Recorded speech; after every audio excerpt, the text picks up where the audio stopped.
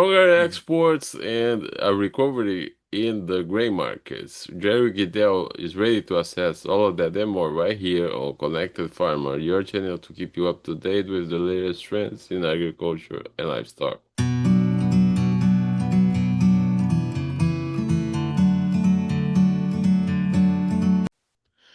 So Jerry, if we compare week to week, we have a recovery in the grain markets this week.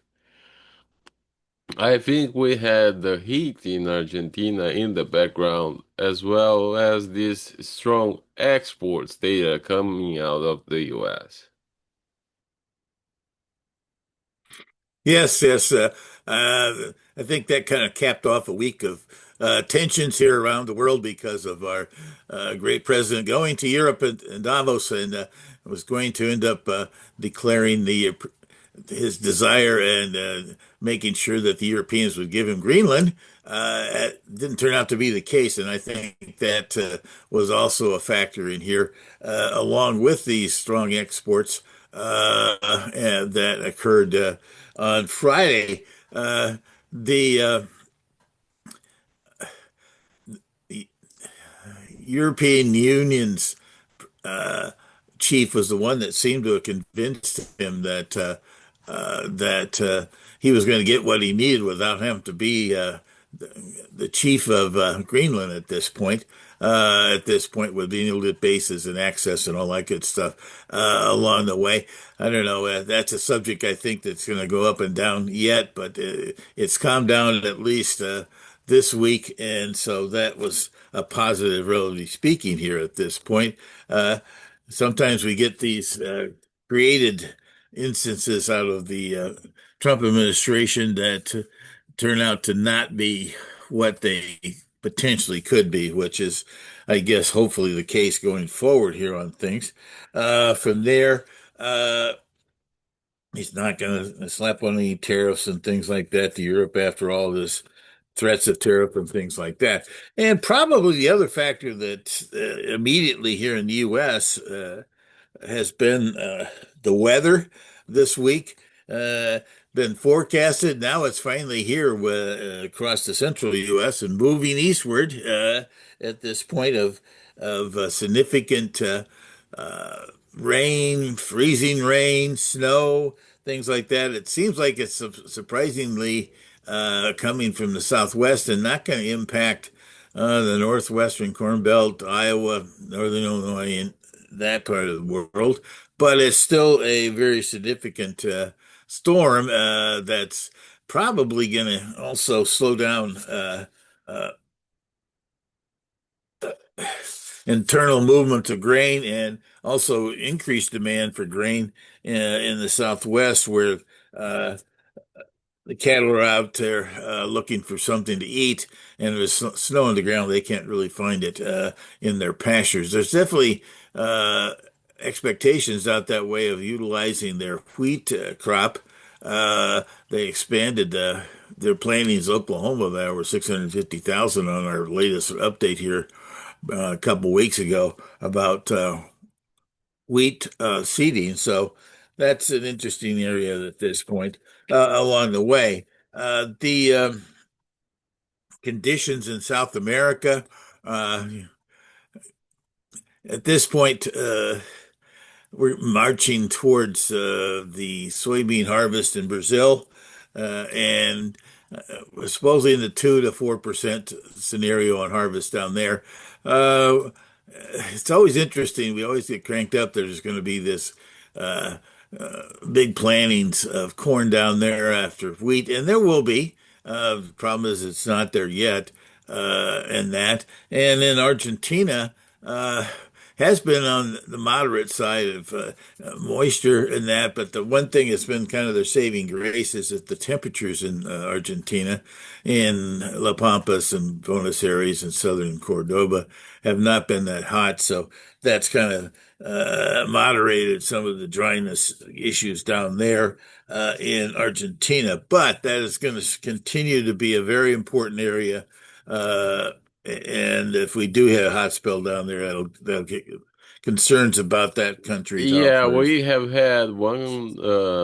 consultancy that has increased production in Argentina, but the weather has been changing lately for the worse. So I'm not Oh, sure. Yeah, we might not have a change. Oh, I agree that the prospects in Argentina are still very suspect at this point, and could be a factor here because Argentina turned out to be a very aggressive marketer in the world on exports last year. A lot of times they in the soybeans particularly they like to process themselves and do oil and meal, and last year they decided to take China's offer to buy the stuff directly from there. From that standpoint, so.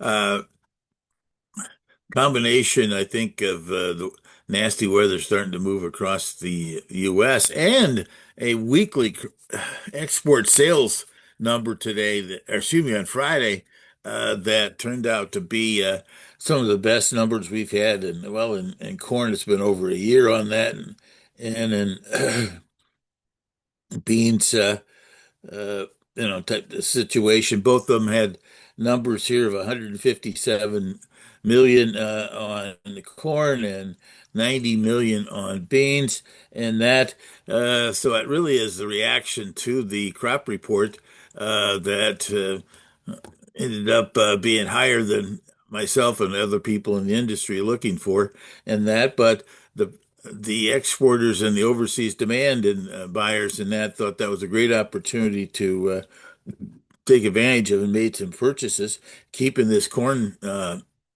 pace on sales just outrageous at this point. Uh, Relatively speaking, the pace here is kind of following the 3.2 billion S uh, trend out there, but it kind of feels like the thing could even be higher than that. But it's a long, we've got half a season of sales to go here. So, Yeah, and uh, last week we have commented about the ideal pricing for sales, and I don't think it has he reached that point yet to get another boost in sales, at least in terms of corn. well, there exactly. The trend, uh, even with this big jump, we're still kind of following the trend against the 3.2 at this point. Soybeans, surprisingly, it was way behind here 6, 8 weeks ago, and it's made some valiant effort here to get back towards. And these are because we continue to adjust down our projection for the year. Since we've kind of started here in the our exports were over near 1.7. Now they're at 1.575 in that. So to some extent, that's not the way you boost your sales is to drop your objectives and you do better. One thing interesting that happened this week we don't want to forget about is our internal demand for corn, and that's really the ethanol grind. From there, we had a super jump last week. Geez, up about 10, 12% on a weekly basis. It kind of fell back into the trend. I don't know if there was uh, it seemed like everybody turned on the spigot at the same time, but on their grind from there.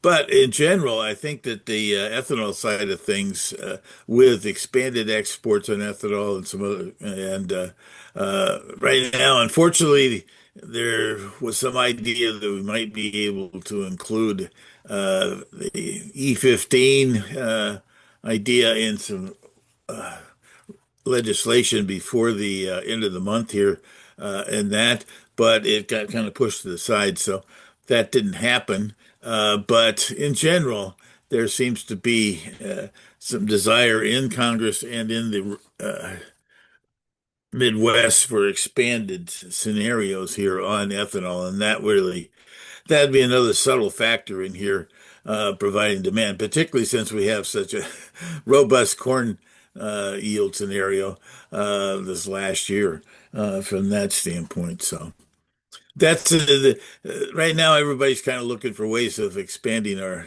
domestic demand, and that's one way to do it. If we uh, blend 15% instead of 10, I think we're probably doing like 11 and a half, 12 anyway, because there's enough 15% states out there. But it would be good to end up seeing if we could get everybody having access to that 15% at the gas pump.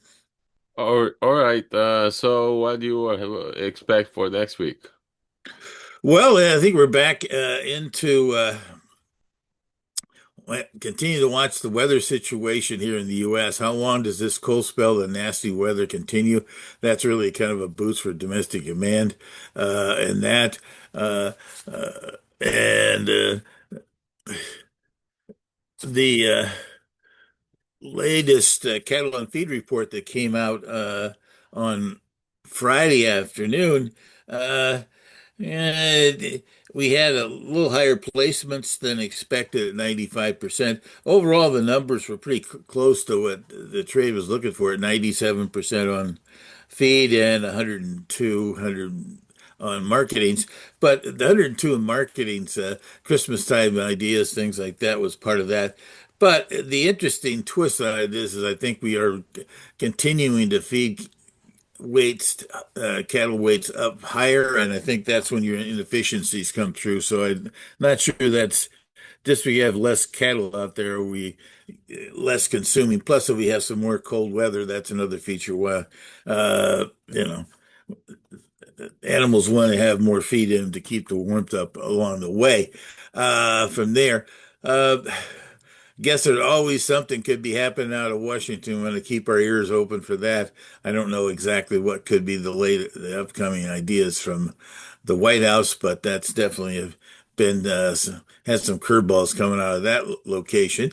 But in general here, uh, I think we're gonna I think there's a chance for a little bit more push. I'd like to see another dime or so in beans and another nickel to a dime in corn. And I would be offering up some grain out there just because of the uncertainty of weather and what might come out of Argentina, things of that nature. Right now, there's not a lot in the forecast for them, but I'm not sure there's a lot of heat. And so if the heat shows up, that's really when people get nervous. I think there's some concern is already, but that doesn't mean that the market gets concerned unless it's hot and dry. Just dry doesn't get them as excited when we deal with those kind of things from there. But uh, in general, here, I think we got to continue to monitor South America and also keep an eye on what's happening around, well, around Argentina, but also weather-wise here.